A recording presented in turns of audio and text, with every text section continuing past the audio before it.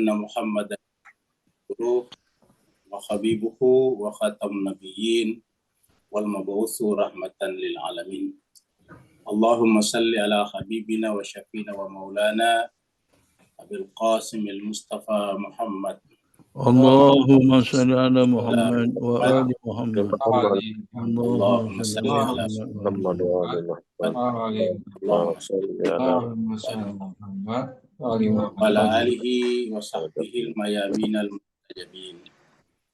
Bapak Ibu yang sama dimuliakan Allah Rabbul Alamin dimanapun berada, pertama-tama kita bersyukur dengan syukur yang setinggi-tingginya karena atas karunia-Nya jualah sehingga kita semuanya bersua dalam keadaan sehat walafiat.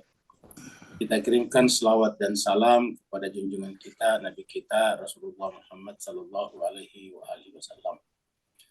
Jemaah sekalian, pertemuan kita kali ini adalah masih surat Al-Imran ayatnya 76 sampai 80.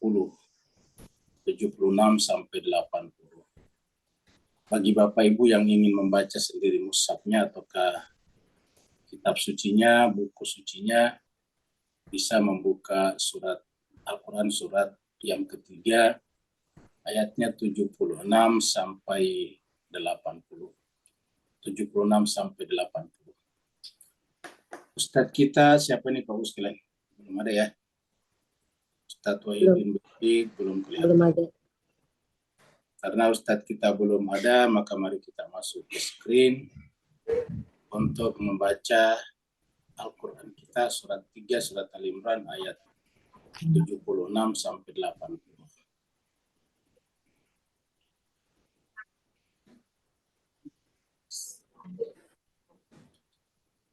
A'udzu billahi minasy syaithanir rajim. Bismillahirrahmanirrahim. A'udzu billahi minasy syaithanir rajim. Bismillahirrahmanirrahim. Bala man awfa bi'ahdihi wattaqa fa innallaha yuhibbul muttaqin. Bala man awfa bi'ahdihi wattaqa fa innallaha yuhibbul muttaqin. Innal ladzina yashtaruna bi'ahdillahi wa aymanihim samanan qalila. Innal ladzina yashtaruna bi'ahdillahi wa aymanihim samanan qalila. Ulaika la khalaqa lahum fil akhirati wa la yukallimuhumullah.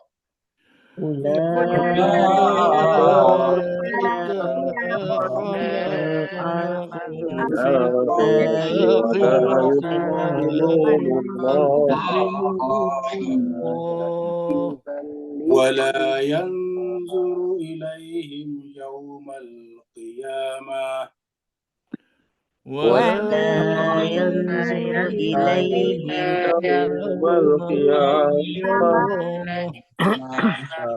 ولا يزكيهم ولهم عذاب أليم.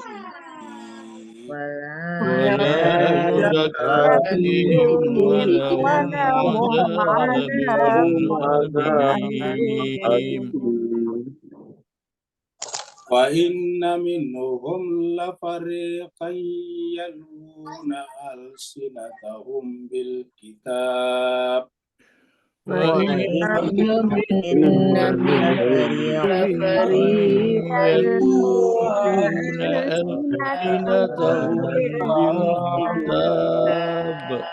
لتحسبوه من الكتاب وما هو من الكتاب litahsabuhu minal kitabi wa ma huwa minal kitab.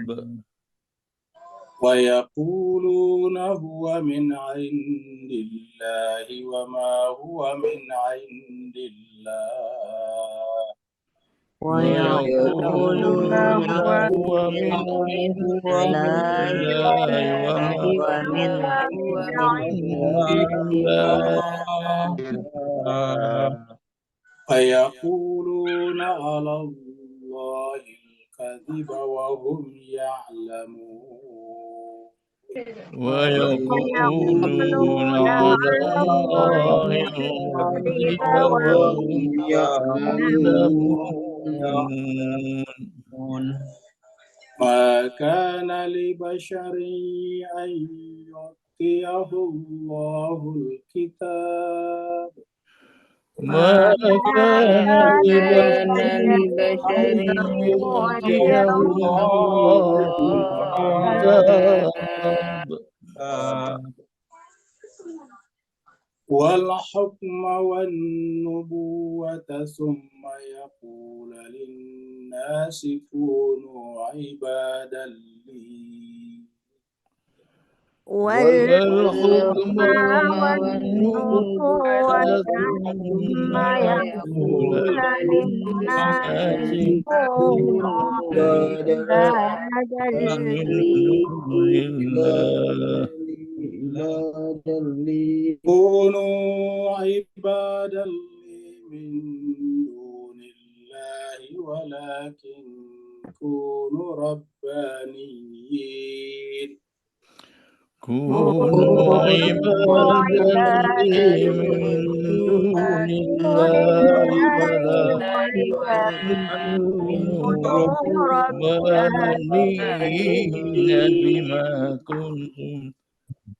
بما كنتم تعلمون الكتاب وبما كنتم تدرسون بما كنتم تعلمون الكتاب وبما كنتم تدرسون. ولا يأمركم أن تتخذوا الملائكة والنبيين أربابا ولا يأمركم أن تتخذوا الملائكة والنبيين أربابا أيأمركم بالكفر بعد إذ أنتم مسلمون أيأمركم بالكفر بعد إذ أنتم مسلمون. صدق الله العلي العظيم. صدق الله العلي العظيم.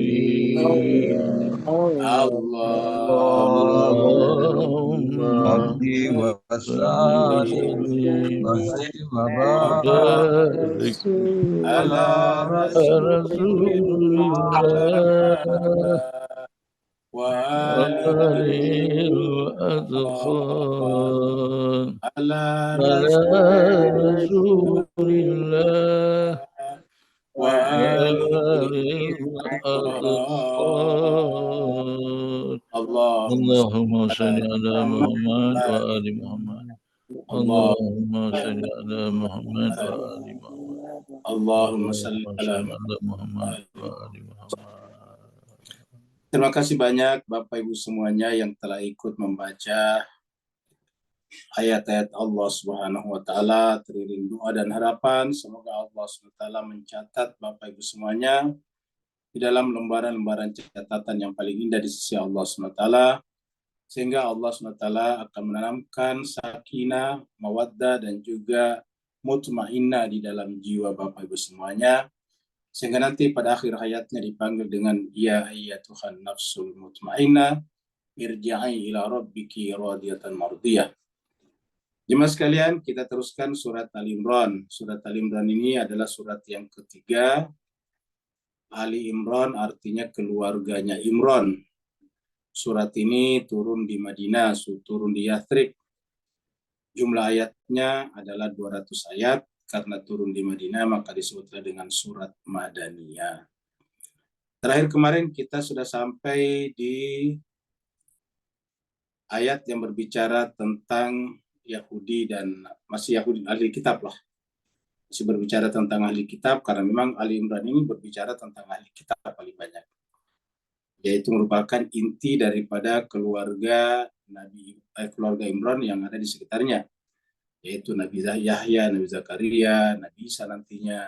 Dan secara umum adalah berbicara tentang ahli kitab karena Nabi Isa adalah atau Nabi Zakaria adalah merupakan pertemuan antara ajaran sebelumnya dengan ajaran yang datang kemudian, yaitu ajaran Yahudi dan ajaran Nasrani, antara kitab Taurat dan kitab Injil. Allah SWT berfirman pada ayat terakhir yang kita bahas, yaitu ayat 75. A'udzubillahi minasyaitonirrajim. Bismillahirrahmanirrahim. Wa min ahlil kitabi man in ta'manhu biqintarin yu'addihi ilaika. Di antara ahli kitab ada yang memegang amanah dengan baik. Kalau kita amanahkan sesuatu kepadanya, bikin torin dengan sejumlah harta tertentu, yuaddihi ilaika, dia akan menunaikan amanahnya. Artinya nanti barang itu akan kembali lagi secara utuh kepada kita sebagai pemberi atau penitip amanah. Tetapi ada juga wabinhum, di antara mereka ada juga man intamanhu bidinarin la yuaddihi ilaika.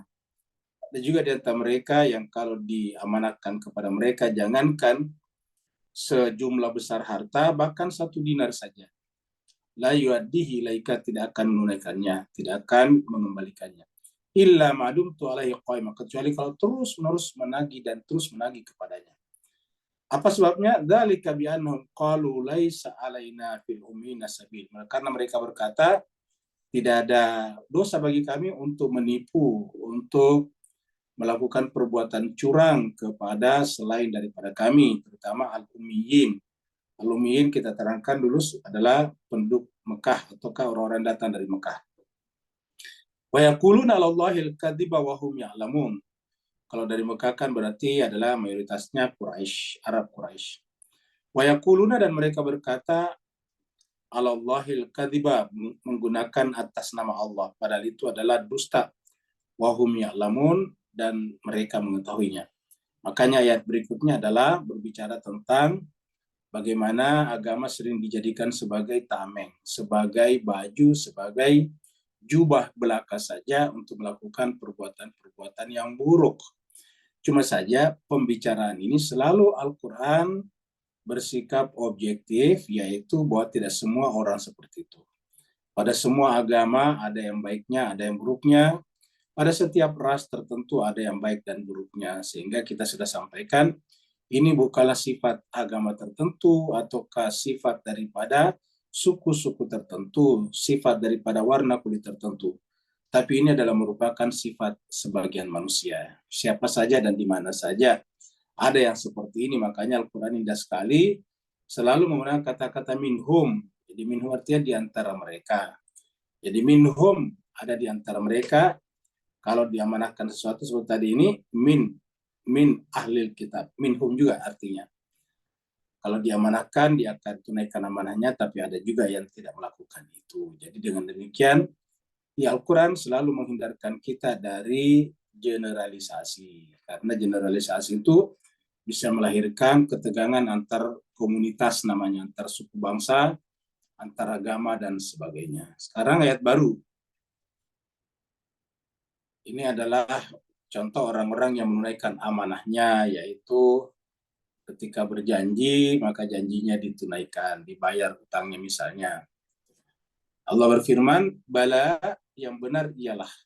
Kan tadi mereka mengatakan bahwa kalau terhadap ummiyin itu artinya orang yang bukan Yahudi Nasrani, bukan ahli kitab versi mereka, ummiyin atau artinya orang-orang Arab lah kalau pada saat itu, wabil khusus lagi orang Arab Quraisy. Ya, mereka mengatakan tidak ada dosa bagi kami kalau menipu orang Arab. Tidak ada dosa bagi kami kalau membunuh orang Palestina, begitulah kalau sekarang.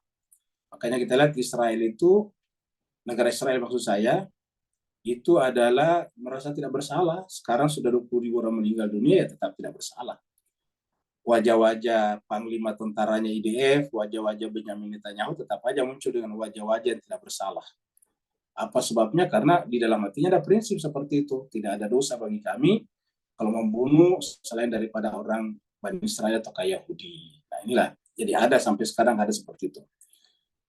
Al-Quran mengatakan pernyataan seperti itu tidak benar. Karena Al-Quran itu datang bukan mengunggulkan satu ras tertentu, bukan mengunggulkan satu kepercayaan tertentu. Nah, kalau berkaitan dengan interaksi sosial, yang unggul adalah yang menjalankan komitmen-komitmen bersamanya, komitmen sosialnya.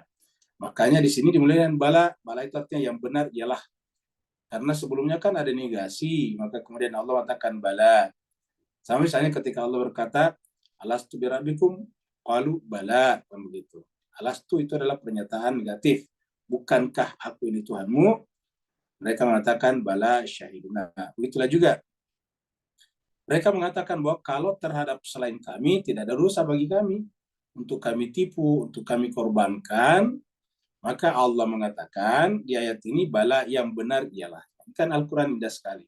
Jadi inilah jawaban Al-Quran yang benar ialah man, siapa saja. Jadi ini artinya tidak melihat ras, tidak melihat agama. Ya. Imannya di sini siapa saja. Jadi siapa saja. Ya. Jadi harusnya di sini ada tambah saja. Ya. Siapa saja. Ya. Man, siapa saja, aufa yang menepati, memenuhi biahdi janjinya. Jadi siapa saja. Kalau orang yang tidak beragama menepati janjinya, pasti akan dihormati orang. Tapi kalau orang beragama tidak menepati janjinya, ya pasti tidak dihormati orang. Jadi ini kita bicara tadi, Pak sekalian, ini berkaitan dengan komitmen sosial ya, komitmen masyarakat. Jadi dalam interaksi itu, yang dilihat orang yang mendatangkan manfaat. Jadi walaupun kita jubahnya besar, walaupun kita itu rajin sholat, puasa, dan sebagainya, setiap tahun pergi berumroh, tapi kalau kita tidak menepati janji kepada orang yang kita berjanji dengannya, pasti tidak hormat kepada kita. Sebaliknya, walaupun orang itu tidak beragama, tapi kalau memenuhi janjinya, maka kemudian dia akan dihormati orang. Itu dari sisi sosial. Untuk interaksi sosial seperti ini, kita nafikan dulu isi keyakinan masing-masing. Keyakinan kan bisa berbeda-beda, iman maksudnya. Tapi dalam interaksi sosial itu kan yang dihormati adalah yang memberikan manfaat. Makanya dalam komitmen sosial inilah Nabi berkata, yang paling bermanfaat di antara kalian adalah yang bermanfaat. Khairukum anfa'unas. Yang paling baik di antara kalian yang bermanfaat bagi manusia. Jadi jemaah sekalian berbahagia, petani yang dari pagi pergi ke sawah mencangkul walaupun dia kotor, itu jauh lebih mulia dan dihormati orang daripada orang yang penampilannya keren tapi pengangguran dan tidak mau melakukan tanggung jawabnya sebagai seorang suami, sebagai seorang tua, sebagai tetangga yang baik. Itu pasti tidak dihormati orang. Walaupun dia petani, tapi dan namanya petani kan pasti kotor ya karena kerjanya di sawah. Itu jauh lebih mulia di mata manusia karena dengan petani kita bisa makan setiap hari. Nah, jadi Bapak Ibu jemaah sekalian, jadi Allah mengatakan siapa saja aufa memenuhi biahdihi janjinya, ahadnya, wattaqa dan bertakwa. Jadi dan bertakwa. Fa innallaha yuhibbul muttaqin. Nah, barulah kaitannya dengan Allah, ini baru keyakinan. Tapi kalau untuk komitmen sosial ini ada pada janji sini ya. Jadi man aufa biahdihi, siapa saja memenuhi janjinya, kalau sudah melibatkan Allah ya harus ada syaratnya takwa, wattaqa. Tapi ingat jemaah sekalian, takwa di sini nomor 2. Yang pertama memenuhi janji. Jadi kan ini menunjukkan bahwa kaitannya dengan manusia itu yang dilihat pertama kali adalah yang dirasakan orang lain. Baru kemudian iman kita, keyakinan kita.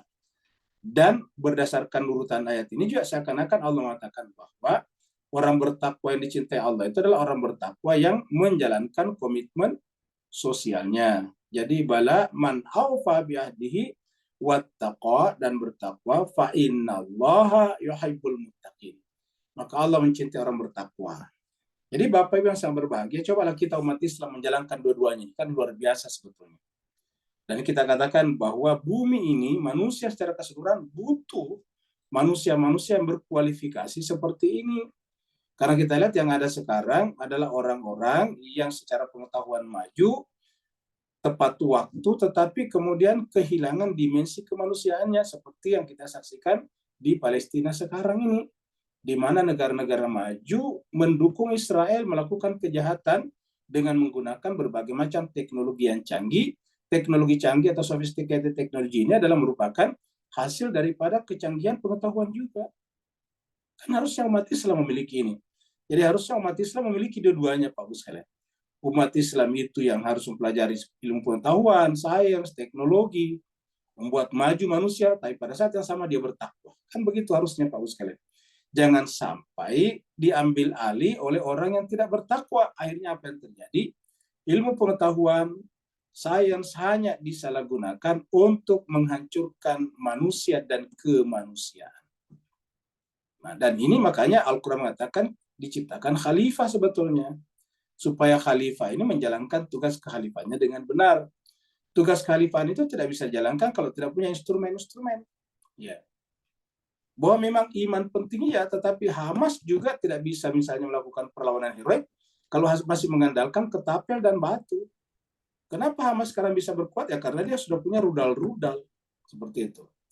Jadi rudal-rudal ataukah senjata-senjata ala kadarnya saja, tetapi didukung oleh kekuatan iman yang kuat, itu kan sudah sungguh luar biasa. Membuat Israel yang didukung oleh negara maju, teknologi persenjataan yang maju, keteteran. Bahkan sekarang tidak mampu melepaskan satupun sandranya. Bagaimana pula kalau misalnya seandainya orang seperti Hamas didukung oleh teknologi yang paling canggih. Nah ini kan harusnya kita yang harus menguasai itu, Pak Bu sekalian.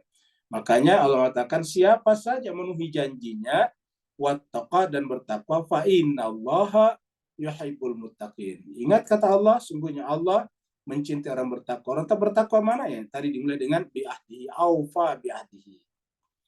Ingat jemaah sekalian berbahagia, begitu pentingnya memenuhi janji ini, maka sangat-sangat penting, sangat-sangat perlu, ya. Perlu apa?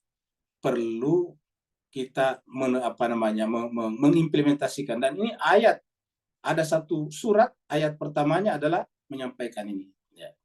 Aufu bi'ahdi atau aufu bil uqud. Ya, jadi kita lihat, saya surat Al-Maidah kita lihat di sini. Ya. Kita lihat di sini ya. Ini adalah surat Al-Maidah, ya, ayat pertama. Surat 5, ya, Al-Maidah ayat 5, surat 5 ayat 1. Ayat pertamanya Pak, ya ayyuhalladzina amanu, wahai orang-orang beriman. Aufu pun penuhilah bil uqud, akad. Jadi kalau akad ini lebih kepada janji secara keseluruhan, kalau ahad tadinya lebih kepada janji kepemimpinan. Ahad, ingat kata-kata doa ahad. Jadi itu lebih kepada doa kepemimpinan, itu adalah komitmen untuk bersatu. Kalau ahad tadi dengan satu pemimpin yang merupakan pemimpin ilahiyah. Kalau ini adalah uqud secara keseluruhan. Allah katakan ya ayyuhalladzina amanu aufu bil uqud, penuhilah janji-janji kalian. Penuhilah akad-akad kalian. Dan sekarang yang mengajarkan kita memenuhi akad adalah teknologi. Setelah misalnya masuk teknologi seperti kereta cepat, orang semua tepat waktu. Kenapa? Kalau enggak ditinggalkan. Seperti itu. Pesawat datang, kalau kita tertinggal ya ditinggal. Kalau kita terlambat ya ditinggalkan. Akhirnya kemudian ini yang mengajari kita harus kejar-kejaran dengan waktu. Jadi artinya apa? Bukan dari disiplin kita, tapi karena dipaksa oleh teknologi. Kan harusnya kita lah yang melakukan itu sehingga melahirkan teknologi. Sekarang teknologi dihasilkan orang, akhirnya kemudian teknologi memaksa kita untuk tepat waktu.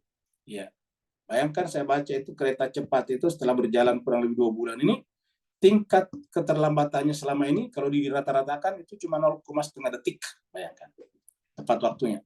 Nah, jadi jemaah sekalian berbahagia, akhirnya kemudian kita yang sebetulnya jiwanya belum ke sana, akhirnya kemudian terpaksa memaksa diri kita untuk seperti itu. Harusnya kan jiwa dulu ke situ, baru teknologi, karena teknologi hasil dari jiwa yang disiplin seperti itu. Jadi kalau jiwa kita belum memenuhi sifat attitude disiplin, ya berarti kita belum bisa melahirkan teknologi seperti itu. Karena nama teknologi itu kan harus presisi semuanya. Kalau tidak presisi ada rusak. Nah, presisi itu kan ketepatan. Nah, maka dikatakan di sini ya ayyuhalladzina amanu, orang beriman, aufu bil uqud. Makanya jemaah sekalian, kita sering sekali di sini mengkritik umat Islam kita. Kalau janji itu paling suka molor jemaah sekalian. Itu dia. Acara-acara keagamaan itu paling suka molor sekali. Undangan jam 9, mulai jam 10. Harusnya apa sih susahnya kita mulai dengan tepat waktu? Kalau memang tidak mulai jam 9, ya bilang aja jam 10 kita mulai. Ya, dan kalau misalnya kita katakan pesertanya masih sedikit, ya bilang aja nanti di situ dimulai setelah peserta banyak. Supaya apa? Tidak mengingkari janji. Karena kalau kita katakan jam 9 dimulai, kan berarti yang kita patokannya waktu, bukan peserta. Ingat jemaah sekalian kata-kata ini.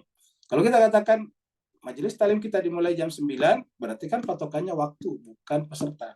Nah, kecuali kalau dikatakan besok pagi kita ada pengajian, kita mulai kalau pesertanya sudah 50 orang. Nah, gitu. Berarti pesertanya harus ditunggu dulu 50 orang. Kalau tidak sampai 50 orang, ya tidak ngaji. Nah, seperti itu jemaah sekalian. Marilah kita coba terbiasa. Sebagai orang Islam, jemaah sekalian terbagi. Kan malu kita. Sudah sholat 5 kali sehari semalam. Doa-doanya begitu banyak.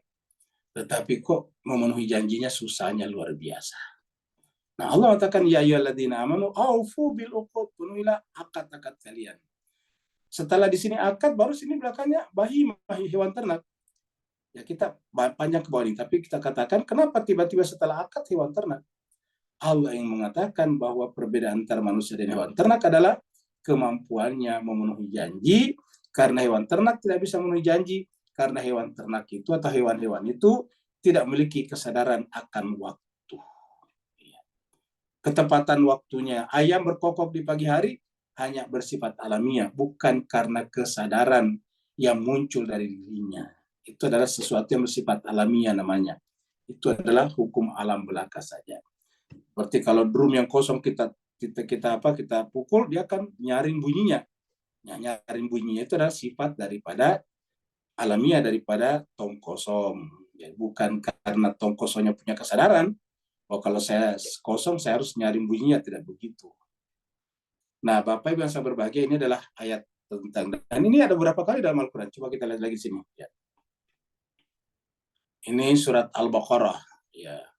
Ayat 177 ini terkenal ini. Ini panjang tentang albir. Kita tahu albir ini adalah kebajikan yang paling tinggi. Laisal bir antuallu wujuhakum qibala al-masyriq wal maghribi. Bukan albir hanya menghadapkan wajah ke timur ataupun ke barat dan seterusnya. Walakin albir, akan tapi albir itu adalah amanah bila dan seterusnya ke bawah, dan salah satunya di sini adalah wal mufuna bi ahdim iza ahadu, menepati janjinya apabila berjanji. Maksudnya orang yang albir. Wal mufuna dari kata aufu tadi. Wal mufuna ini adalah failnya, isim failnya. Wal mufuna, orang-orang menepati bi ahdihim, janjinya, iza ahadu, apabila berjanji. Jadi banyak lagi Pak sekalian. Tapi ini panjang, kalau kita bahas nanti tidak habis. Nah, kita lihat surat An-Nahl. Ya, surat An-Nahl ini terkenal adalah ayat 90-nya. Innallaha ya'muru bil adli wal ihsan wa ita'i dzil qurba wa yanha 'anil fahsya'i wal munkar wal baghi ya'idukum la'allakum tadhakkarun. Ayat ini selalu dibaca di penghujung atau di akhir khutbah kedua. Menurut riwayatnya, ayat ini diperintahkan dibaca pada zamannya Umar bin Abdul Aziz, karena sebelumnya itu setiap khotib turun dari mimbar harus mencaci maki Sayyidina Ali, Imam Ali. Maka sejak zamannya Umar bin Abdul Aziz, maka kemudian itu dihentikan, lalu kemudian diganti dengan ini. Di dulu itu kalau orang berkhutbah itu mencaci maki dulu Ali. Kalau tidak, ya nanti dia bisa tidak dipakai lagi berkhutbah. Piringnya akan pecah dan sebagainya. Maka kemudian digantilah setelah itu dengan ini. Nah, tetapi yang penting adalah setelah ayat ini, ayat adl, di bawahnya di sini yang terkadang kita lupa. Wa aufu bi ahdillah. Jadi setelah tadi innallaha ya'muru bil adli wal ihsan wa ita'i dzil qurba wa yanha 'anil fahsya'i wal munkar, ayat berikutnya wa aufu bi ahdillah idza ahadtum. Dan penuhilah ahad-ahadmu dengan Allah kalau kamu telah berjanji. Wala tanqudul aimana ba'da tauqidiyah. Jangan engkau merusak janji-janji kamu, sumpah-sumpah kamu, janji-janji yang telah kamu buat ba'da tauqidiyah, setelah kamu mengikrarkannya, setelah mentaukidkannya. Taukid itu kan menjadi bahasa dalam bahasa Arab huruf taukid. Taukid itu artinya peneguh, ya. Huruf taukid itu peneguh, penegasan. Jadi kalau namanya dalam logah itu, dalam kaidah logah bahasa Arab, itu namanya huruf taukid, huruf yang menekankan seperti inna, sungguh, lam taukid, benar-benar. Ini adalah taukid artinya meneguhkan, menegaskan, ya. Ba'da taukid ya, setelah menegaskan, setelah mengikrarkan, ya. Wa qad ja'altumullah 'alaikum kafila. Sementara kalian menjadikan Allah sebagai jaminan. Apa artinya jaminan? Kan beriman. Kalau beriman itu artinya apa? Semua aktivitas kita jaminannya Allah. Tanda orang beriman itu adalah semua aktivitasnya jaminannya Allah Rabbul Alamin. Nah, ini adalah contoh-contoh ayat yang menjelaskan pentingnya ini. Nah, kita kembali lagi ke sini. Sekarang kita masuk ke surat ayat 77 ya.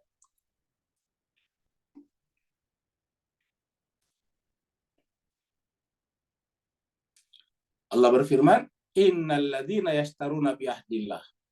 Sungguhnya orang-orang yang yashtaruna bi ahdillah, menjual, ya, janjinya dengan Allah dengan sesuatu yang lain.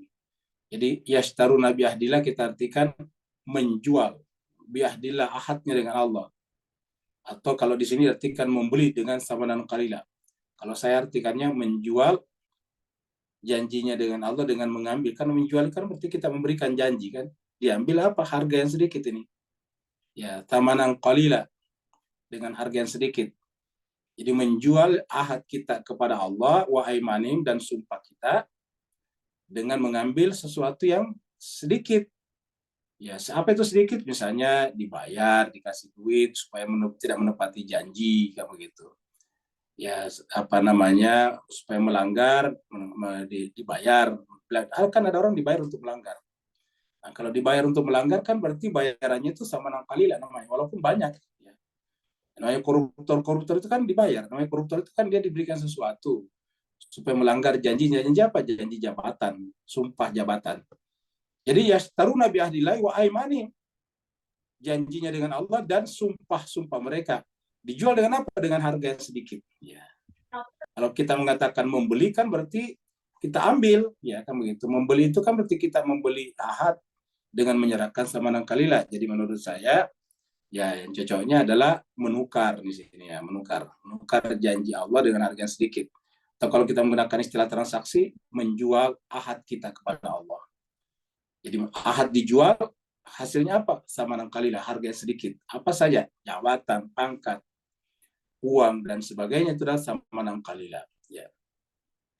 Dan Mas Geser, bahagia pembahasan kita sebelumnya juga kita sudah lihat ini tentang apa namanya orang ahli kitab mengatakan kalau kau berjumpa dengan orang beriman pagi hari kamu mengatakan beriman, nanti sore hari kamu tidak iman lagi. Nah, ini kita bicarakan banyak ini terjadi dalam perkawinan di sekitar kita seperti itu. Terjadi dengan harga yang sedikit. Kenapa? Karena untuk mendapatkan dalam tanda petik suami yang dianggap mereka bagus, ganteng, uangnya banyak, tidak apa-apa menggadaikan imannya. Kan itu termasuk di antaranya. Itu termasuk menjual ahadnya dengan Allah. Ingat, ahad dengan Allah itu adalah iman dengan harga yang sedikit. Ya, kan banyak orang lebih bangga menjadi bagian dari keluarga seseorang yang terkenal tapi bukan Islam daripada orang Islam. Kan ini menunjukkan buat tidak memiliki kepercayaan iman yang sesungguhnya. Karena dia lupa kalau orang beriman itu adalah dia menjadi keluarga Allah, ahlullah namanya. Mereka lebih bangga jadi ahli artis keluarga atau apa gitu, atau ras tertentu yang padahal tidak beriman, daripada mempertahankan imannya. Dia lupa bahwa manusia ini makhluk, Bapak Ibu sekalian.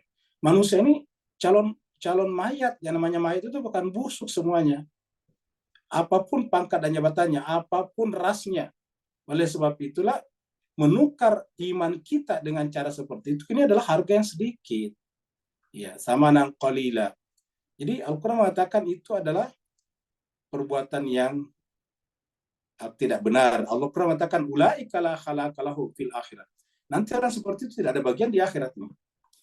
Yang mengatakan begitu nih Allah, bukan kita ya. Ulaika, mereka itu adalah la khalaqa. La khalaqa artinya tidak ada bagiannya bagi mereka. Tidak ada bagian bagi mereka di mana? Di akhirat. Jadi di akhirat merugilah mereka. Ya. Mereka di dunia menjadi bagian daripada keluarga ini, ras ini, atau apalah. Dia merasa bangga, selalu dibangga-banggakan. Dia lupa di masa sebagai bahwa orang beriman dengan teguh, menjalankan Al-Quran dengan baik, mereka menjadi ahlullah, keluarga Allah. Dan menjadi keluarga Allah adalah keluarga yang semulia-mulianya. Ya, yang lain-lain itu, jangankan si A, si B, orang seperti Fir'aun saja di dalam Al-Quran tidak ada nilainya. Padahal Fir'aun itu adalah raja di raja pada zamannya. Lihatlah istrinya Fir'aun. Itu contoh orang yang mempertahankan imannya. Cuma terkadang bertanya, kenapa istri Fir'aun atau ke Asia mau menjadi istri Fir'aun? Ya kita tahu namanya raja pada saat itu orang tidak bisa berkutik.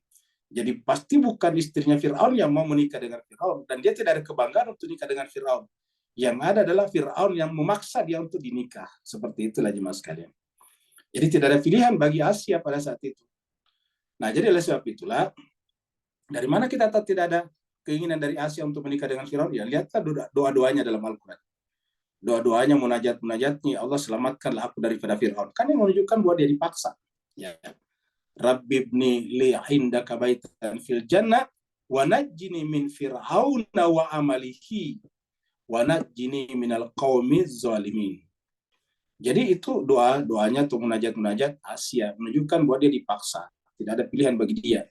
Yang namanya raja pada saat itu jemaah sekalian. Jadi la khalaqa lahum fil akhirah. Siapa yang melanggar janjinya dengan menukarnya dengan harga yang sedikit, maka kata Allah, la khalaqa lahum fil akhirah. Tidak ada bagiannya di akhirat. Wala yukallimuhumullah, dan Allah tidak akan bicara dengannya.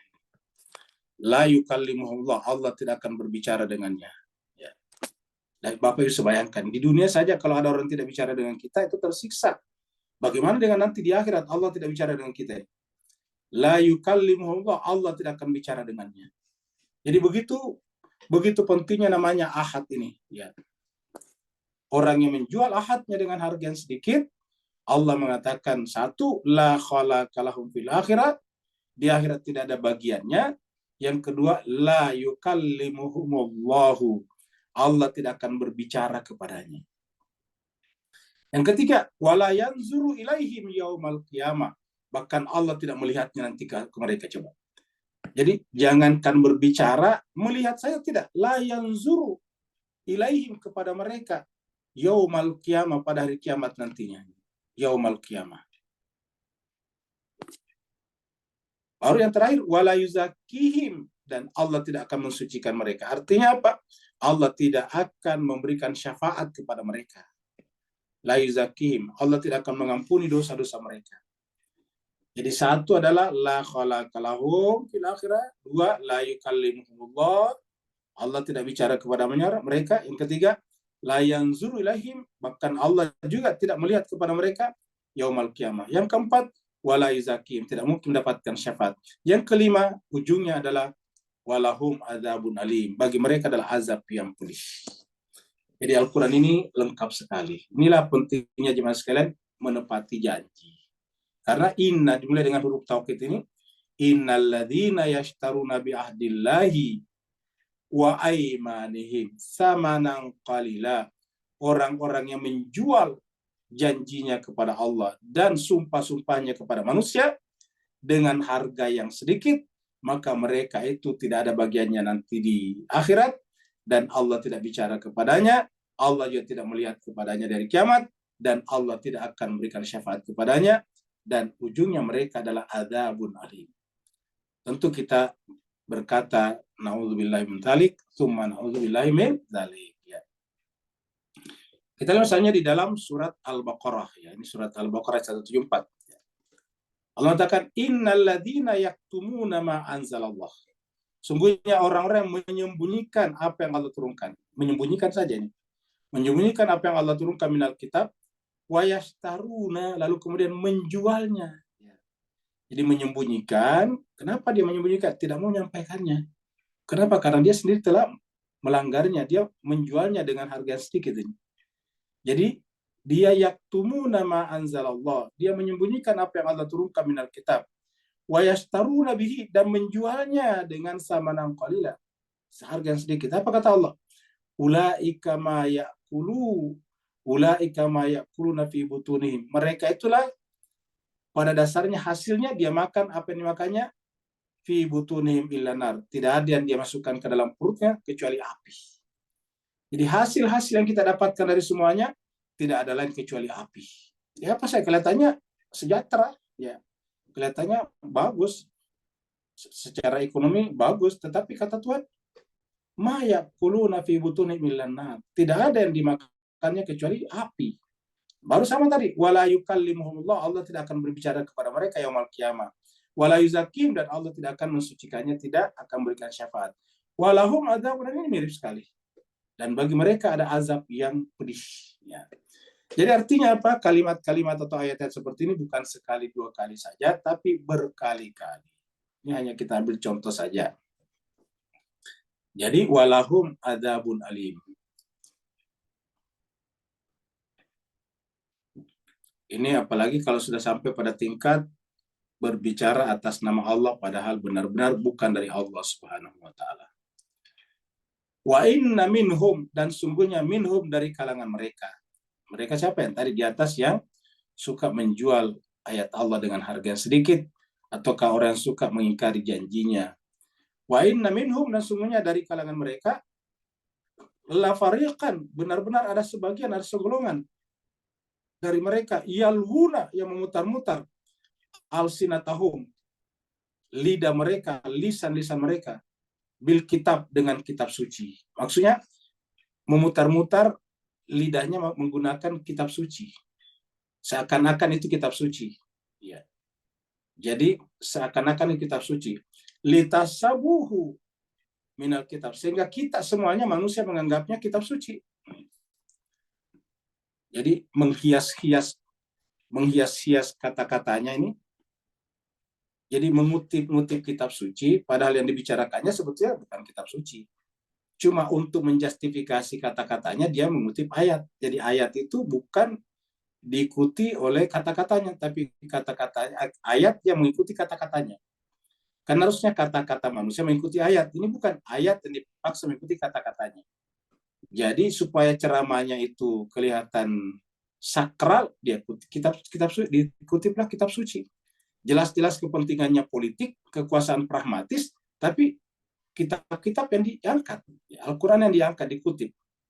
Padahal sebetulnya tujuannya apa ya? Kekuasaan. Nah itu kan sebetulnya Alkitab hanya digunakan alat untuk menjustifikasi hasrat dan syahwat politik kekuasaannya.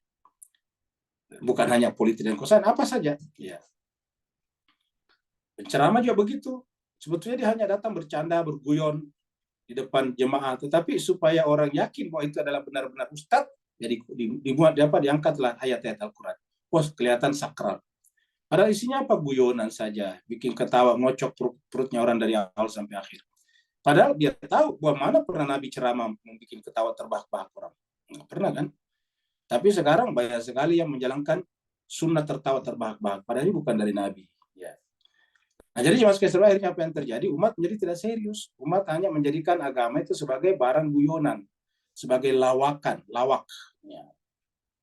Jadi yang namanya ustadz atau ulama itu adalah lucu, begitu. Kenapa? Karena ya memang hanya guyonan saja. Ya. Kalau tidak berguyon, dia tidak laku, ya tidak dapat sesuatu. Sehingga apa? Agama hanya dijadikan alat untuk mendapatkan sesuatu. Semakin banyak berguyon, semakin disenangi orang, semakin banyak diundang, semakin sejahtera. Nah, coba kita lihat apa motifnya? Kesejahteraan material. Dengan menjual agama dengan harga yang sedikit. Ya.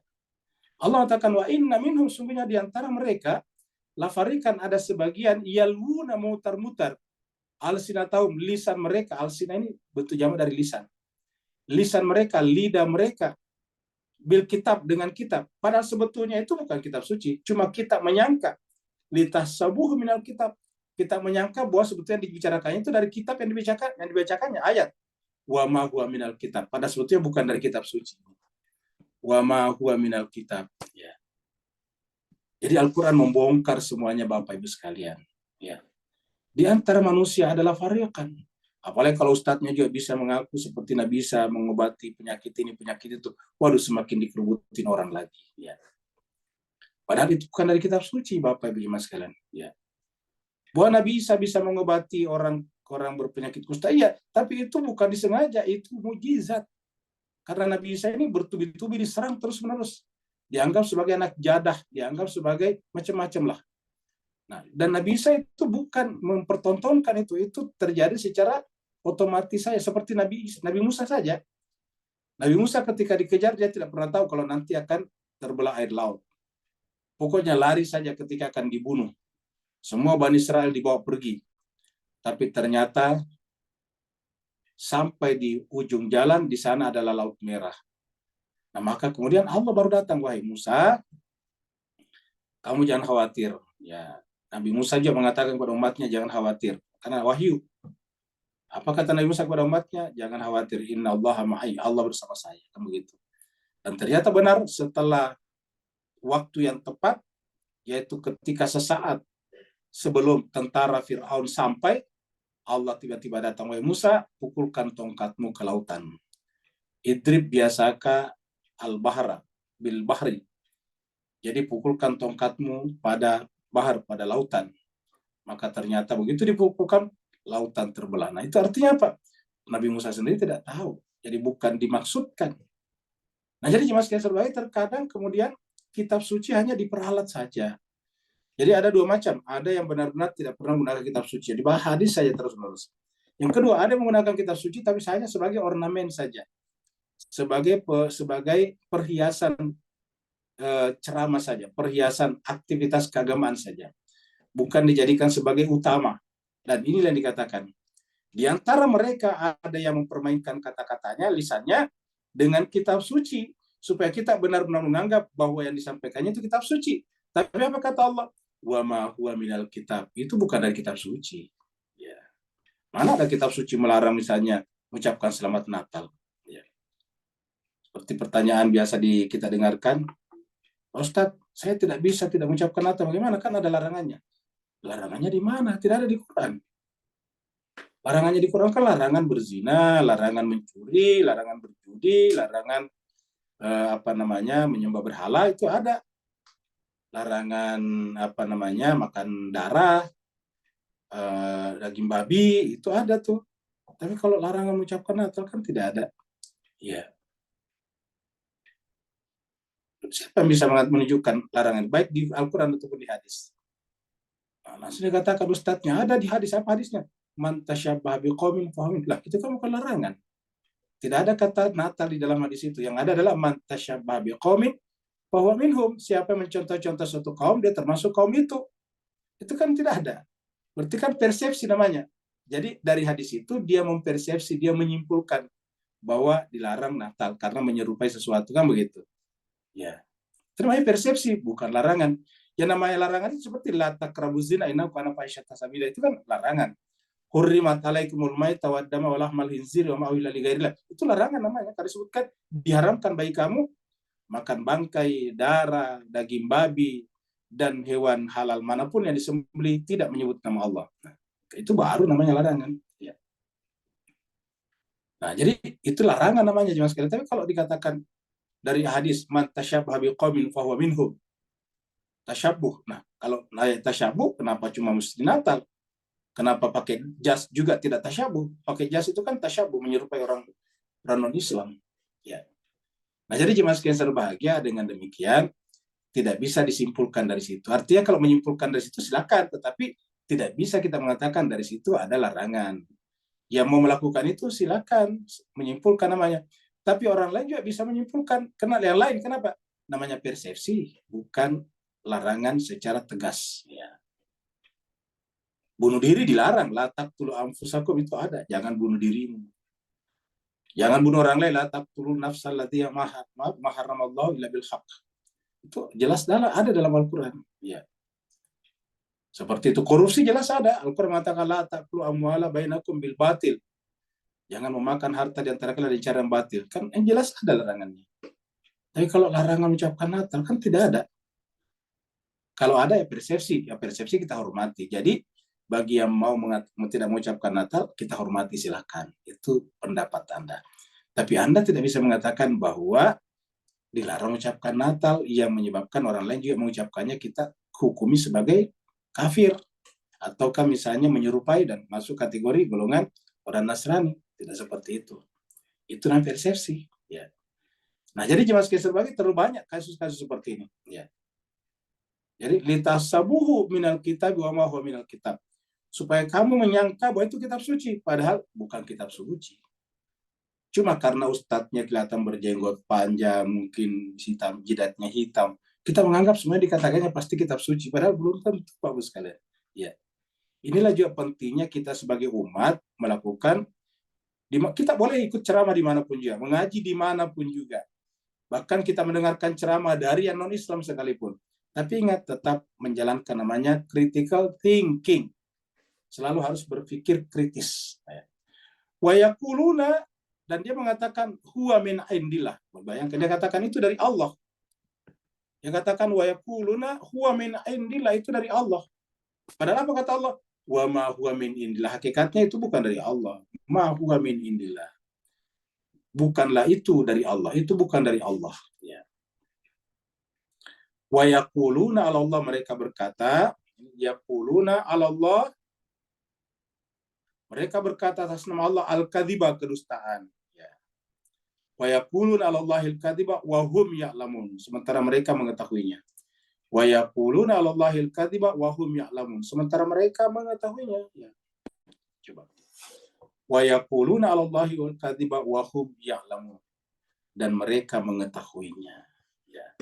Jadi ayat ini mengungkap realita yang ada di tengah-tengah umat kita. Ya, dan kita sebagai umat yang membaca Al-Quran, harusnya kita gunakan ayat ini untuk mendengarkan ceramah dari siapapun juga. Ya, apa sebabnya? Karena yang namanya manusia suci terbatas orangnya. Kita termasuk saya Al-Fakir ini tidak suci, sehingga bisa salah. Makanya selalu di akhir ceramah saya selalu melakukan pernyataan, disclaimer, bahwa kalau itu benar dari Allah, kalau bukan ya jangan diambil. Makanya selalu bersifat critical thinking, berpikir kritis. Ya, bayangkan dia mengatakan huwa min indillah, itu dari Allah, padahal Allah mengatakan wa ma huwa min indillah. Sehingga apa kata Allah? Yaquluna 'ala Allahil kadhib wa hum ya'lamun. Mereka mengatakan atas nama Allah, padahal itu kedustaan. Ya, dianya sendiri tahu, dalam hatinya tahu seperti itu. Wa hum ya'lamun, mereka mengetahuinya. Seperti inilah jemaah sekalian. Nah, ini adalah ayat yang seperti ini, mirip dengan ini nih. Kita lihat di sini. Ya.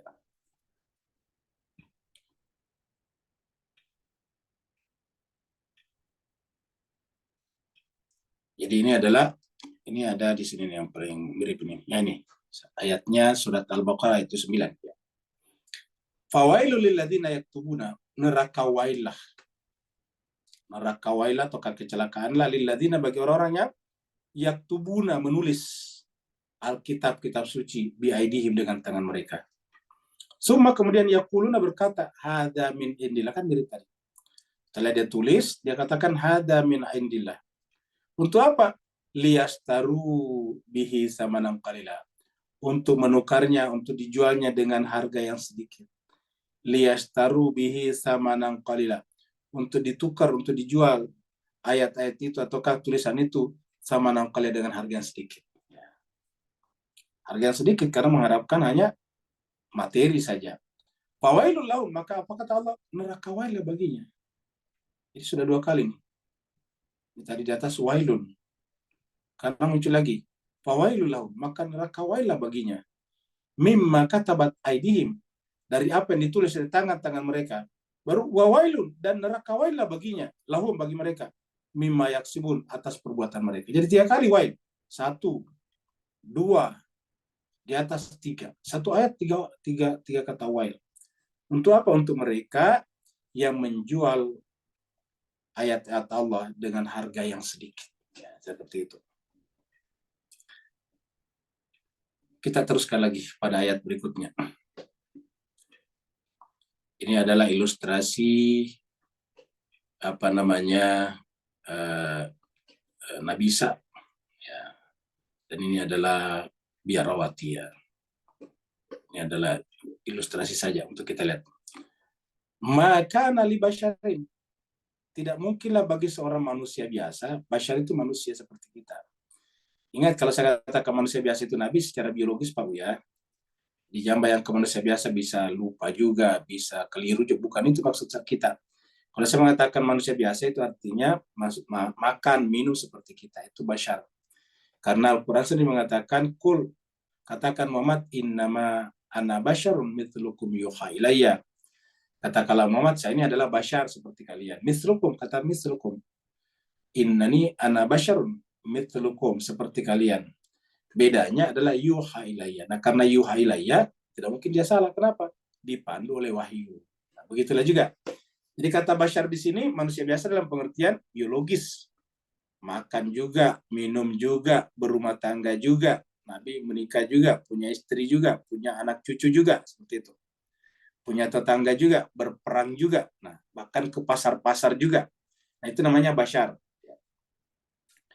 Jadi, maka nali basyar tidak mungkinlah manusia basyariah, manusia biologis, manusia jasmani, an yutiyahullahul kitabah, yang Allah pilih untuk diberikan kitab suci, Alkitab wal hukmah, dan hukum, hikmah wan nubuwah, dan kenabian, diberikan kepadanya kitab suci. Kemudian Allah berikan kepadanya hikmah, Allah berikan kepadanya kenabian, nubuwah. Summa, kemudian yaqulu, berkata, linnasi, kepada manusia, kunu, jadilah ibadan li. Tidak mungkin dia katakan kunu ibadan li. Jadi ini kita kasih kotak sini ya. Tidak mungkin mengatakan kunu, jadilah ibadan, hamba terhadapku.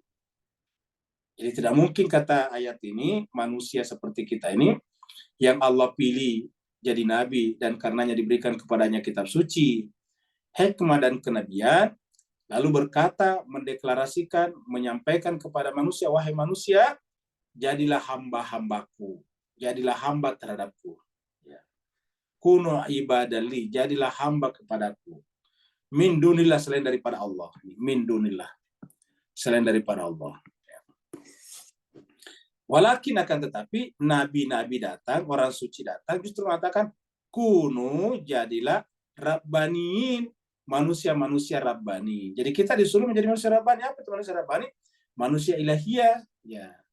Manusia ilahiyah itu adalah manusia yang tidak lagi terpenjara oleh hasrat-hasrat duniawinya. Kewajiban duniawi dilakukan, dia harus cari uang untuk bertanggung jawab, tetapi tidak terpenjara oleh hasrat duniawinya. Ingat, tidak terpenjara hasrat duniawinya. Ya, jadi mereka mengatakan kunu rabbani. Jadi nabi-nabi mengatakan jadilah manusia rabbani. Jadi rabbani di sini manusia rabbani, ya, manusia ilahiyah. Bima kuntum tu'allimunal kitaba, karena kalian semuanya mempelajari kitab suci. Wa bima kuntum tadrusun, dan kalian mempelajarinya. Tu'allim, mengajarkan, mengetahui, dan mempelajari. Ya. Jadi tidak mungkin orang pelajari kitab suci lalu kemudian menyuruh orang lain beribadah kepadanya. Yang benar adalah orang yang mempelajari kitab suci akan meminta orang-orang yang belajar bersamanya atau kepadanya menjadi manusia rabbani. Manusia rabbani adalah manusia yang tidak lagi terpenjara oleh kepentingan ruang waktunya. Bima kuntum tu'allimunal kitab. Jadi kalau orang belajar kitab suci, nah seperti itu. Tu'allim itu mengetahui, ya. Kemudian mempelajari, bisa juga mengajarkan kitab suci, ya. Mengajarkan kitab suci dan juga mempelajarinya, tadrusun, ya, kata-kata mudaris, orang mengajar. Jadi bima kuntum tadrusun. Jadi jangan sampai kita mempelajari kitab suci, mengajarkan kitab suci, tapi setelah itu orang kita ajarkan bertentangan dengan isi kitab suci. Saya kita mengajarkan kitab suci, tapi kita minta orang memuliakan kita. Ya harusnya kan kalau orang belajar kitab suci memuliakan Allah dan manusia-manusia suci, insan kamil. Ya, itulah tujuannya para ulama, para ustadz. Jadi para ustadz, para ulama bukan mengajar untuk meminta dimuliakan, tapi untuk memuliakan Allah, Rasul, dan para insan kamil yang dipilih oleh Allah. Nah, di sini sudah dengan guru, yang namanya guru kan menyampaikan apa yang sudah dititahkan oleh yang lebih tinggi daripadanya. Nah, jadi hanya menyampaikan namanya. Contohnya saya kitab guru. Kalau kitab guru itu kan menyampaikan buku ajar yang telah ada kan. Kalau setiap guru itu kan ada buku ajarnya, ada buku teksnya. Nah, textbook itu yang diajarkan, itu namanya guru. Ya. Jadi yang namanya guru itu supaya orang memahami buku teks itu, bukan supaya memahami dirinya.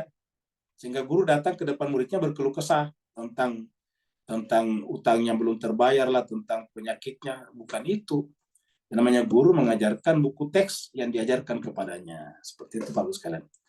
Jadi ini supaya kita bisa melihat perspektif umat kita lebih luas. Ya. Jadi tidak seperti ini. Ya. Ini ada juga ayat pendukungnya nih, kita lihat di sini nih ya. Inna anzalna Taurat, ini surat Al-Maidah ayatnya 44. Inna anzalna Taurata, sungguhnya kami menurunkan Taurat. Fiha, di dalam Taurat itu ada petunjuk, wa nur, dan cahaya. Yahkumu bihan nabiyuna, nabi-nabi itu menetapkan hukum dengan kitab suci itu. Ya, Taurat ini kalau versi Yahudi. Alladzina aslamu, jadi nabi-nabi yang aslamu, menyerahkan dirinya, lilladzina hadu. Ajaran ini adalah untuk orang Yahudi. Jadi kalau dia ahli kitab dan ulama-ulamanya, rabai-rabainya adalah mengajarkan kitab Taurat mereka, karena Taurat itu ada hudan dan petunjuk kepada siapa? Lilladzina hadu, kepada Yahudi. Warabbaniyun, dan orang-orang alim. Rabbani tadi, manusia rabbani. Wal ahbar, rabai-rabainya, pendeta mereka. Bimas tuhfizu min kitabillah. Karena tugasnya para alim ulama itu adalah justru istuhfizu min kitabillah. Tugasnya justru memelihara kitab Allah, bukan sebaliknya. Jadi tugasnya namanya manusia rabbani itu adalah untuk memelihara kitab suci supaya umat tetap berjalan sesuai dengan kitab suci. Bukan umat berjalan sesuai dengan apa yang kita maui, tapi kitab suci. Wa kanu alaihi syuhada, dan mereka atasnya, maksudnya para nabi itu, para insan suci rabbani itu menjadi saksi atas umat itu. Wala tasyaunas, maka Al-Quran mengatakan dalam mengajarkan kitab suci, jangan pernah takut kepada manusia. Jangan pernah takut tidak dapat apa-apa dari manusia. La tasyaunas wahsyauni, tapi takutlah kepadaku. Nah, ini dia jemaah sekalian. Jadi jangan takut kepada manusia, takutlah kepadaku. Wala tashtaru bi ayati tsamanan qalil. Kembali lagi seperti sebelumnya, ayat sebelumnya. Dan jangan pernah menjual, maka di sini sudah benar baru menjual nih. Tadi kan membeli di atas sana. Jadi terjemahan Kementerian Agama beda-beda juga. Ada tadi yang membeli, ada menjual lagi di sini. Ya. Kita cocoknya menjual. Ya. Wala tashtaru, dan jangan engkau menjual bi ayati, ayat-ayatku, samanan qalila, dengan harga yang sedikit. Ya. Wa man lam yahkum bima anzalallah, siapa saja ya yang mengaku sebagai pengajar agama tetapi tidak menetapkan hukum berdasarkan apa yang Allah turunkan, bima anzalallah, apa kata Allah? Faulaika humul kafirun. Hakikatnya dia ingkar kepada kitab suci. Maka mereka itu adalah orang-orang yang ingkar kepada kitab suci. Nah, jadi ini ayatnya saling mendukung. Jadi kita teruskan lagi pada ayat berikutnya. Ya. Ini adalah Nabi Isa versi ilustrasi ya dari saudara-saudara kita yang beragama Nasrani. Ya tentu oke-oke aja ilustrasinya, yang kita tidak terima yang di atas ini ya. Karena ini kita tidak, dalam Al-Quran tidak diterima. Tapi Nabi Isa memang ada sosoknya, ya bagaimanapun cara yang bikin ilustrasinya ada, ya. Tapi intinya ada sosoknya, ada posturnya. Nabi Isa, dia adalah manusia biologis tadi seperti kita, bashar. Dia makan, minum juga, ya. Wala ya'murakum an tattakhizul malaikata. Wala ya'murakum an tattakhizul malaikah. Ya. Dan janganlah ya'murakum an tattakhizul malaikah. Ya. Dan tidak pantaslah kemudian para nabi, para rasul atau orang suci itu menyuruh kalian an tattakhizul malaikah. Ini tadi iya-nya di sini, dianya ini mereka atau para nabi tadi, kembali kepada para nabi tadi, para rahbani. Tidak mungkinlah mereka menyuruh kita untuk tattakhizu al-malaika, menjadikan malaikat, menjadikan nabi-nabi sebagai arbab, sebagai Tuhan-Tuhan. Ya. Jadi Rabbani cocok, tapi arbab beda. Kalau arbab itu Tuhan-Tuhan. Kalau Rabbani itu artinya manusia ilahi. Manusia yang hatinya terikat dengan Allah, kepada Tuhan namanya ilahi. Jadi arbaban, ya tidak mungkinlah menyuruh malaikat atau dirinya sebagai nabi, sebagai Tuhan, tidak mungkin. Jadi dia sendiri diutus, ya. Artinya Pak, Nabi Isa itu kan tadinya tidak ada di dunia. Dia dilahirkan. Nah, siapa yang punya kehendak melahirkan, menciptakan dia? Tentu Allah. Maka tidak mungkin dia datang untuk minta menyembah dirinya. Pasti menyembah Tuhan yang menjadi sebab pertama terciptanya dia. Ayamurukum bil kufri, apakah mungkin? Apakah cocok, layak dia menyuruh kalian untuk kufur? Ba'da iz antum muslimun, setelah kalian diajarkan untuk berserah diri. Apakah pantas dia kemudian menyuruh kalian, ya menyuruh kalian untuk kalau sudah menyembah selain Allah itu pasti kufur namanya. Menyuruh menyembah dirinya atau malaikat itu pasti kufur namanya. Jadi tidak mungkinlah para nabi dan rasul seperti itu, ya. Jadi nabi-nabi dan rasul itu justru semuanya sama, mengajarkan kepada manusia untuk untuk menyembah hanya kepada Allah saja, tidak mungkin kepada selainnya. Jadi ayat murkum bil kufri ba'da iz antum muslimun. Apakah mungkin, apakah layak, apakah cocok, apakah pantas dia menyuruh kalian untuk kufur setelah dia repot-repot, setelah dia kerja keras, dilempar batu, dicaci maki supaya kita berserah diri kepada Allah. Setelah itu ujung-ujungnya suruh kita menyembah dia. Kan di ujung-ujungnya kan ceritanya itu Nabi Isa seperti itu. Jadi versi Nasrani, Bapak sekalian, versi Kristiani, ya. Yang sebagian, karena juga saudara Kristen kita kan juga ada dua macam. Ada Trinitas, ada Trinitarian, ada juga Unitarian. Kalau yang Unitarian tidak begitu. Yang ada adalah Trinitarian. Cuma sayangnya yang banyak kita saksikan adalah yang Trinitarian. Padahal sebetulnya ada Unitarian, yaitu percaya tentang keesaan Tuhan dan Yesus pun bukanlah Tuhan. Nah, jangan sekalian berbahagia, entah kenapa ini kok ayat ini kita bicarakan pas di tanggal 25 Desember. Ya. Jadi ayat ini seakan-akan ingin membenarkan, paling tidak kita umat Islam, perteguh kita, bahwa Nabi Isa memang ada sosoknya. Tadi kita lihat, yang namanya ada sosoknya, dia lahir, kapanpun dia lahir.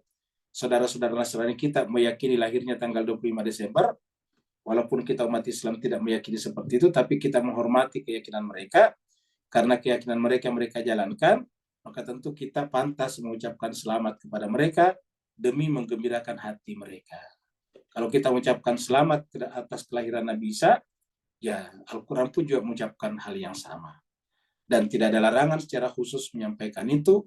Yang ada adalah bahwa ketika Nabi Isa lahir, pun juga ada kata-kata Allah menyampaikan selamat kepadanya. Yauma wulidtu wa yauma yamutu.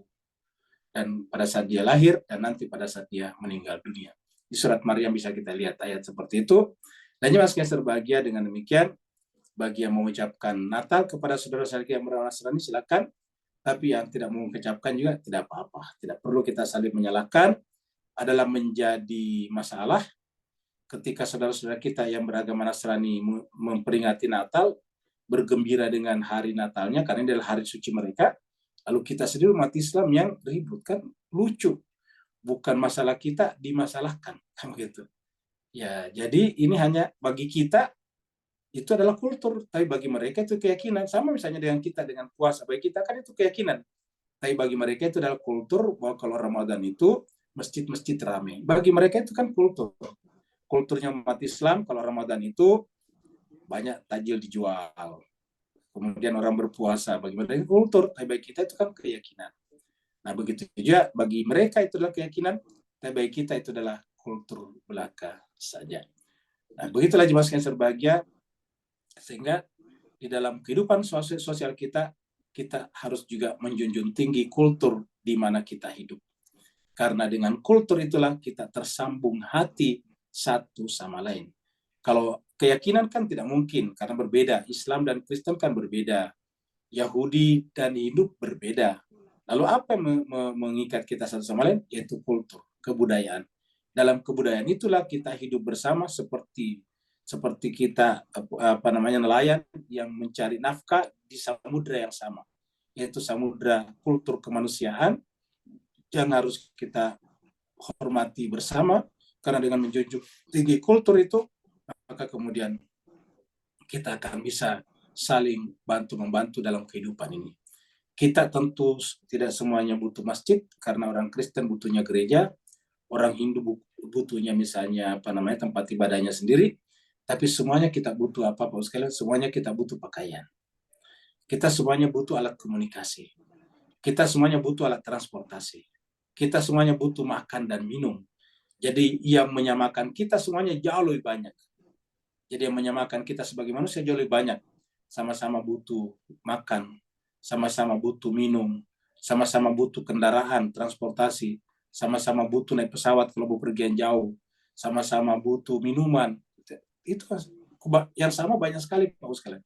Oleh sebab itulah marilah kita saling mendukung di dalam hal yang sama dengan kita, dan yang berbeda dengan kita jangan sampai menjadi penyebab runtuhnya sikap dukung-mendukung kita pada hal yang sama tersebut, pada faktor-faktor yang sama tersebut. Supaya apa? Supaya kehidupan kita bisa berjalan dengan baik, baik sebagai bangsa ataupun sebagai manusia. Karena manusia manapun, di dunia manapun tinggal, dia butuh makan setiap hari, dia juga butuh rumah, dia juga butuh tempat tinggal, dia juga butuh tempat wisata, dia juga butuh tempat bersosialisasi, dan itu semuanya sama pada kita. Oleh sebab itulah jemaah sekalian, marilah kita menjunjung tinggi kemuliaan kebersamaan kita, seraya menghormati perbedaan masing-masing dalam keyakinan dan keagamaan. Dengan cara seperti inilah kehidupan kita bisa wujud, dan inilah sikap Al-Quran. Jadi Al-Quran sudah menjelaskan tadi kekeliruan Trinitas, tetapi tidak lantas menjadi alasan untuk kita mencaci maki saudara-saudara kita yang berbeda, karena Al-Quran mengatakan, dan ini sudah kita angkat di sini, surat Al-An'am ayat 108. Jadi Bapak Ibu yang belum pernah mengikuti pengajian ini dan kemudian belum pernah menemukan ayat ini, kita loncat ke surat Al-An'am ayat 108. Ya. Allah berfirman ini surat Al-An'am surat 6 ayat 108. Wala tasubbul ladzina yad'una min dunillah. Janganlah engkau mencaci maki alladzina yad'una min dunillah, apa saja yang orang lain sembah selain daripada Allah. Jadi tadi sudah ada kata-kata Tuhan, jangan sampai menyembah selain daripada Allah. Tidak layak Nabi Rasul datang meminta kita bertauhid, menyembah kepada Allah, tapi ujungnya meminta kita beribadah kepada dirinya. Tidak mungkin. Nah, tetapi pada saat yang sama, kalau itu terjadi pada orang lain, nah Allah mengatakan, la tasubbul ladzina yad'una min dunillah. Jangan pernah memaki, mencaci maki apa saja mereka seru selain daripada Allah. Benda apa saja, apalagi kalau manusia. Apa sebabnya? Kalau kita mencaci mereka, fayasubullah adwan bighairi ilmin. Berarti sama saja dengan memberikan hak kepada mereka untuk juga mencaci Allah dengan penuh permusuhan, melampaui batas, dan tanpa pengetahuan. Akhirnya apa yang terjadi? Ketegangan, tensi. Ya. Yang terjadi adalah ketegangan. Maka oleh sebab itulah Allah mengatakan jangan mencaci apa yang orang lain sembah selain daripada Allah. Karena nanti mereka juga akan mencaci Allah dengan penuh permusuhan dan tanpa pengetahuan. Apa kata Allah? Kadzalika, memang begitulah. Zayyana, kami jadikan indah likulli umatin, setiap umat, amalahum, amal perbuatan mereka, keyakinan mereka. Setiap agama, setiap kepercayaan menganggap indah agama dan kepercayaan mereka. Kita tidak perlu meributkan. Apa sebabnya kata Allah? Summa ila rabbim, to nanti kepada Tuhan mereka lah, kepada Allah lah kita semuanya marjium akan dikembalikan. Fayunabihum bima kanu ya'malun. Nanti Allah yang akan menyelesaikan semuanya di akhirat. Fayunabihum, Allah akan nanti menerangkan kepada mereka bima kanu ya'malun, atas apa yang mereka amalkan semuanya di dunia. Jadi pertanggungjawaban kita masing-masing kepada Allah, maka kita harus saling menghormati satu sama lain. Terima kasih banyak Bapak Ibu sekalian, mohon maaf atas segala kekurangan. Semoga apa yang kita pelajari pada malam hari ini bisa, satu, memperkuat keimanan kita, tetapi penguatan iman kita tidak lantas menjadi alasan untuk kemudian merendahkan iman orang lain.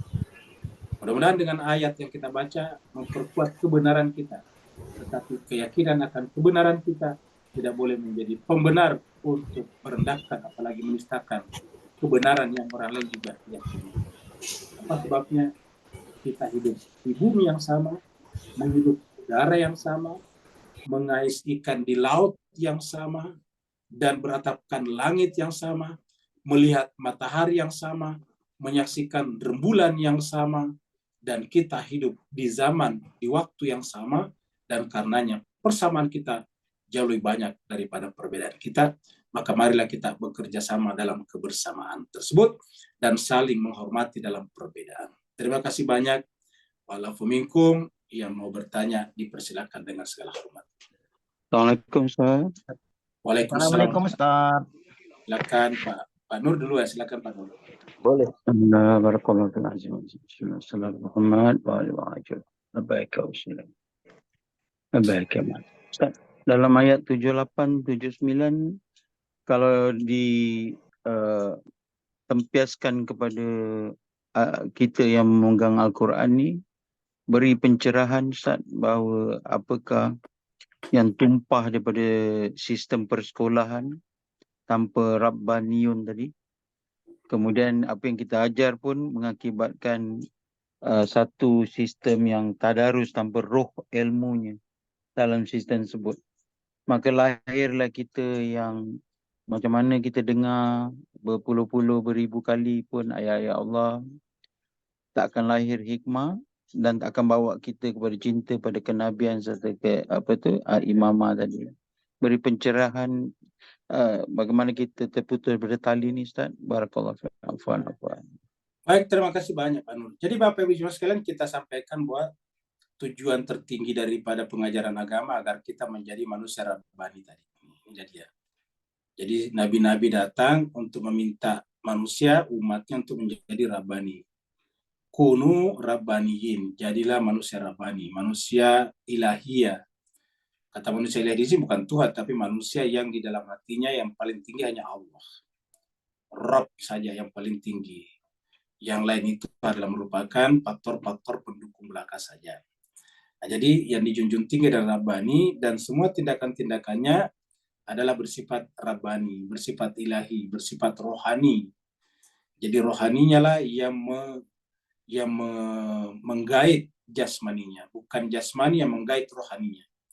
Jadi rohani yang menggait jasmani kita. Kebutuhan jasmani iya, tetapi digait oleh kebutuhan rohani, oleh kekuatan rohani kita. Inilah disebut dengan manusia Rabbani. Nah, kalau kita arahnya ke sini, manusia Rabbani dalam perjalanan kita, maka Allah juga sesuai dengan tingkatan kelas-kelas kita, level-level kita ke manusia Rabbani, maka kita diberikan juga kelas-kelas level-level untuk mendapatkan hikmah dan ajaran kenabian. Jadi ajaran kenabian kita sebutkan di sini cinta kasih. Hikmah adalah pengetahuan yang mendalam, sehingga kita mengetahui hakikat segala sesuatu. Sedangkan kenabian adalah merupakan peribadatan kepada Allah Subhanahu wa taala. Nah, jadi kalau kita akan menjadikan ini tujuan, maka otomatis kita, contohnya gini, kalau kita naik pesawat, kan tidak perlu sengaja melihat pemandangan rumah-rumah di bawah. Tapi kalau kita tujuannya naik pesawat, otomatis nanti, automatically, kalau pesawat kita nanti naik, kapal terbang kita naik, maka kita akan melihat rumah-rumah di bawah. Kita menyaksikan kota-kota di bawah, kerlap-kerlip lampunya. Kita menyaksikan lampu-lampunya menyala. Kalau kita naik ke atas, nah begitulah juga. Kalau tujuan kita adalah menjadi manusia Rabbani, maka otomatis nanti Allah akan berikan kepada kita hikmah dan ajaran kenabian sesuai dengan tingkat kenaikan kita di sini. Ya. Begitu kita naik, maka bertambah hikmah dan kenabian. Begitu naik, bertambah hikmah dan kenabian. Seperti itu. Jadi dengan demikian, ini yang harus kita jadikan sebagai tujuan. Nah, tujuannya karena kita menjadi manusia Rabbani adalah melawan diri sendiri kita, melawan ego kita, melawan syahwat-syahwat duniawi kita, melawan hasrat-hasrat material kita. Artinya, ingat, kata-kata melawan bukan berarti kita tidak punya materi, tetapi jangan sampai materi yang mengendalikan diri kita, tapi kita yang mengendalikan materi. Janganlah hasrat-hasrat duniawi yang mengalahkan diri kita, tapi kita yang mengalahkan hasrat-hasrat duniawi itu. Karena kita tidak bisa meninggalkan hasrat duniawi selama kita masih hidup di dunia, kita butuh hasrat duniawi. Cuma jangan sampai hasrat duniawi yang mengalahkan diri kita, tapi diri kita yang mengalahkan hasrat duniawi, mengaturnya. Dan itu yang disebut dengan manusia Rabbani. Seperti itu. Pak Jamal, silakan Pak. Pak Jamal tadi silakan.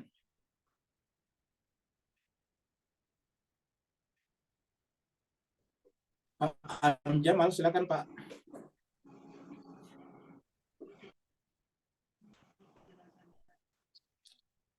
Pak Jamal kayaknya terputus atau tidak Oke, lagi. Ustaz. Assalamualaikum, Ustaz. Waalaikumsalam warahmatullahi wabarakatuh. Ini, Pak. Ustaz. Ya silakan.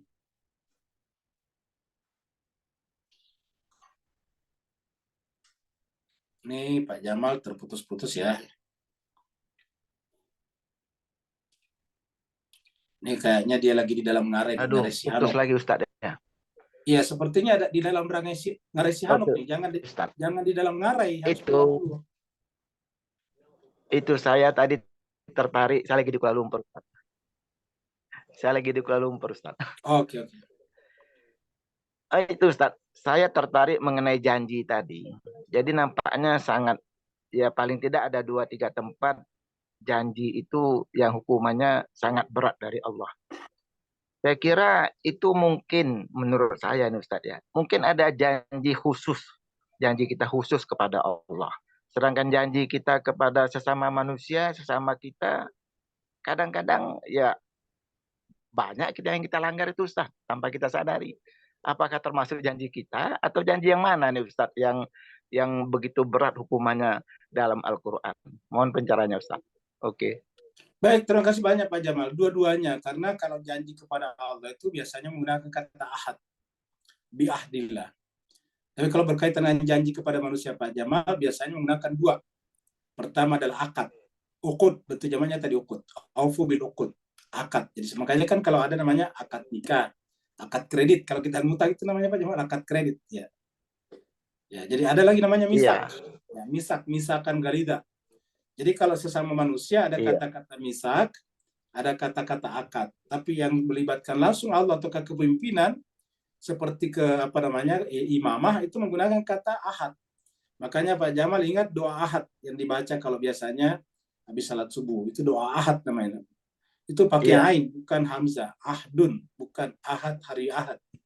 Tetapi ahad itu artinya janji. Jadi kalau kita berjanji untuk menerima Imam Mahdi sebagai pemimpin, namanya doa ahad. Nah, seperti itu. Ketika menerima Nabi Ibrahim sebagai imam, itu juga ahad namanya. Makanya dikatakan di dalam surat Al-Baqarah, ayat 124 itu disebut dengan ayat ibtalah itu. Wa idh ibtala Ibrahim rabbuhu bi kalimatin fatammahun qala inni ja'iluka lin-nasi imama qala wa bin dzurriyyati qala la yanalu ahdi. Nah, itu kata ahad. Ahdi zalimin. Jadi Allah mengatakan itu ahad namanya. Ketika Allah mengangkatkan kita Nabi Ibrahim sebagai imam, maka bagi Allah itu adalah ahadku. Ahdi zalimin. Seperti itu, Pak. Jadi ada ahad, ada misak. Saya kira yang lain lagi ada Pak sekalian. Iya Ustaz. Janji kepada kita Ustaz. Misalnya saya mau ketemu Anda besok, tahu-tahu mudah aja kita nggak ketemu gitu dengan alasan yang ringan. Itu bagaimana Ustaz? Oh, itu berat hukumannya, itu termasuk melanggar janji. Ya. Maksud saya apa hukumnya seberat itu? Kita janji, oleh kita besok ketemu ya. Udah begitu pentingnya namanya janji Pak Jamal, karena itu yang membedakan manusia dengan hewan. Kalau manusia kan nggak bisa berjanji, kalau hewan kan bisa berjanji. Berat dosa kita. Makanya mulai itu sekarang. Itu tanpa kita sadari kita berjanji begitu sehari-hari kadang. Makanya setiap bikin janji Pak Jamal harus sadar, jangan tidak disadari. Setiap bikin janji harus sadar. Gitu. Makanya kan Imam Ali mengatakan. Apa termasuk itu? Apa termasuk itu, Pak? Contoh di grup ini kita mau janji ketemu di Kuala Lumpur. Ya siapa tuh enggak ketemu sampai sekarang? Ya. Pak, termasuk dosa besar itu, Pak. Kan itu kan tidak ada waktunya ditentukan. Suatu saat ketemu di Kuala Lumpur. Jadi sebut janji itu besok kita ke Kuala Lumpur ya jam sekian. Nah itu janji namanya. Jadi itu namanya bukan janji sebetulnya Pak Jamal, itu namanya harapan gitu. Harapan. Nanti, kalau kami nanti mampir ke Kuala Lumpur kita ketemu Pak Jamal, ya itu bukan janji, namanya harapan. Jadi ada harapan, ada janji. Harapan, kalau janji itu Pak Jamal lengkap dengan harinya, tanggalnya, jamnya, itu janji namanya gitu. Waduh, berat ya, itu sering kita ucapkan kan, jam sekian kita janji, tahu-tahu nggak ada. Berat ya. memang berat. Masya Allah. Iya. Kalau saya bilang nanti Allahu kapan-kapan kita Akbar. ketemu Oke lah. di apa namanya di Bukit Tinggi, nah itu harapan namanya, bukan janji. Kalau janji seperti ada tanggalnya, harinya, jamnya, itu janji namanya gitu. Kalau kita Begitu. sebut insya Allah Ustaz, insya Allah besok jam sekian kita ketemu. Bagaimana Ustaz? Lebih parah lagi karena itu sudah membawa-bawa nama Allah kan. Padahal dia sudah di pikirannya tidak mau. Boleh menggunakan Insya kata Allah. insya Allah, tapi memang di pikiran sudah selesai. Memang besok jam 9 pagi mau ketemu dengan Pak Jamal di Masjid India Kuala Lumpur. Besok kita ketemu di Masjid India jam 9. Tapi sebetulnya dalam hati saya tidak mau ketemu. Baru saya katakan insya Allah deh kalau begitu. Nah, insya Allah di situ saya gunakan namanya untuk menipu orang gitu. Seperti itu Pak Jamal. Jadi seperti itu. Makanya kesimpulannya, marilah kita kalau berjanji berhati-hati. Lebih baik kata Imam Ali, Terima janganlah. kasih banyak. Iya, sama-sama. Yang lain lagi Pak Ustaz, silakan. Ada lagi satu. Atau ada di chat room? Di chat room ada Ustaz dari Ya, baik. Pak Burhan. Kita ke chat room dulu. Ini